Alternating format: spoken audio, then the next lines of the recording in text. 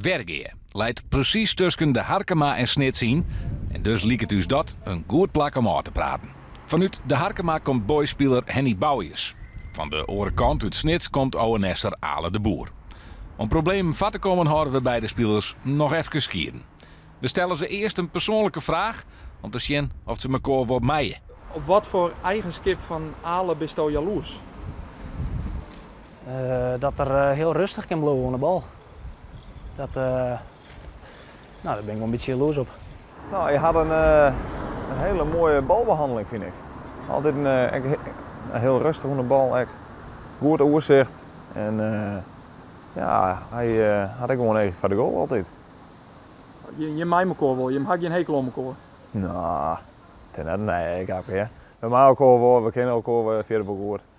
Gelukkig maar. Het is vertrouwd. Henny! Goeiedag. Goeiedag, joh. Hoe is het? Ja, best. Mooi. Oh, dat is een beetje. De rivaliteit tussen de Woudpieken en de Snitser Stadjes is net nij. In 2013 varven ONS-fans de middenstip van de Harkieten oranje.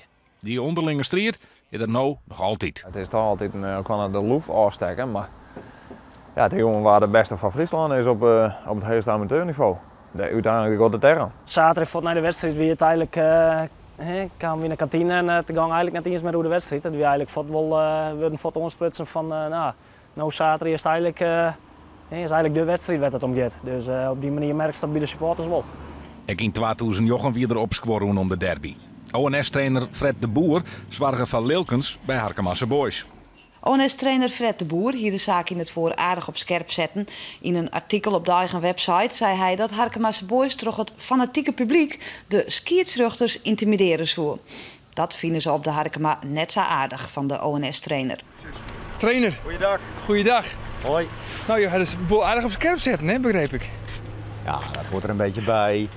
Het is nou nog restig bij de boetenwacht, maar om de Boer en Bouwers mocht het wel al safier wezen.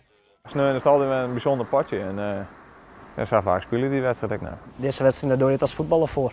En de supporters van beide kanten die spreken die daarop aan. En Sneun, een mooi potje en het leeft. Ja, de verste kern die er zit, die weet het sowieso wel wat de belang van de wedstrijd is. En als er naar je jongens komen, het eerste wat we zijn is de wedstrijd zien. ONS is de wedstrijd. En daar gaat het eigenlijk om. Heren Sism, maar hoeveel wordt het? Ik denk 2 voor ONS. Ik denk 2 draaien voor Harkema. Steam er dan ook nog zo voor een skippelijk bij? Ik denk dat niet 90 minuten hebben net, maar daarna drink ik gewoon een bier. Na de tijd doen we een drankje en dan komt dat helemaal goed. Heel veel succes nu. Dank u wel. Ja, dank je.